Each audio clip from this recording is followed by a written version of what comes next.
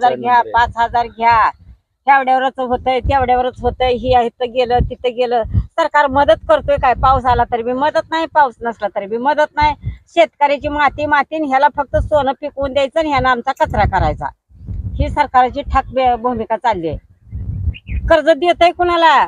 Company काढणाऱ्याला, कारखाना काढणाऱ्याला, काहीतरी उद्योग दारू विकणाऱ्याला पैसे देतय. पण शेतकऱ्याला होऊन कधी म्हणत नाही 30,000च्या वर तुला सोसायटी नाही.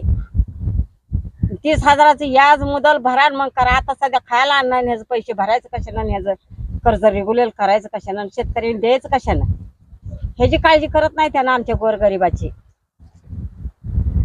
कोटी कोटीच्याला पैसे भेटतात, कोटी कोटीच्याला कर्ज भेटतं आणि गोरगरिबाला कर्ज भेटत नाही. गेल्या वर्षी कांद्याचं पिकं 5-5 एकर कांदा केलं, पाण्यात गेलं.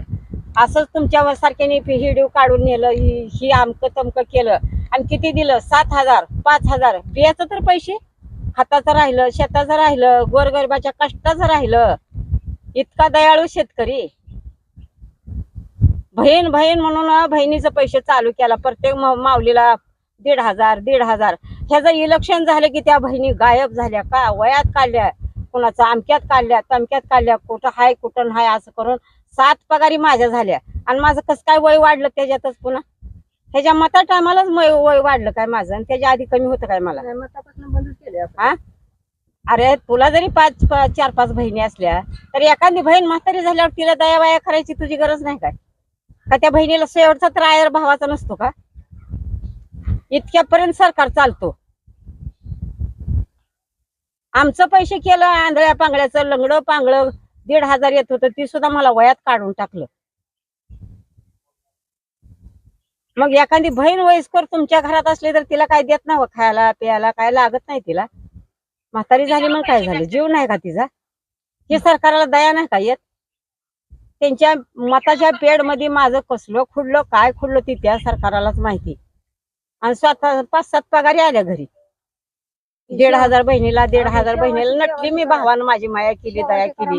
पण शेवटाला भायानं काय केलं? इलेक्शन होय तोपर्यंत चालू होतं. इलेक्शन होईपर्यंत दिलं. इलेक्शन झालं, त्यांची न्याय निवाडा झाला की बहिणी कट कट कट कट करत आला. वय झालं वय झालं वय झालं. अरे वय म्हातारी बहीण झाली तरी भाऊच आहे की तू. आणि आम्ही तुझ्या बहिणीच आहो की. जातीत बदल आहे म्हणून नात्यात बदल नाही. बहीण म्हणल्यावर बहिणीसारखंच राहावं. सरकार आई बाप म्हणल्यावर सगळ्या शेतकऱ्याची दया माया यावी. कोटी कोटीच्यालाच पैसे भेटतात, गरीबाला भेटत नाहीत. त्याला म्हणत ना मला 2 एकर आहे तरी 1-अर्ध्या एकराचं तुला काहीतरी मदत करतो देतो. पावसात कांदा गेलं, तुमचा भाजीपाला गेला, तुरी वंबाळून गेल्या,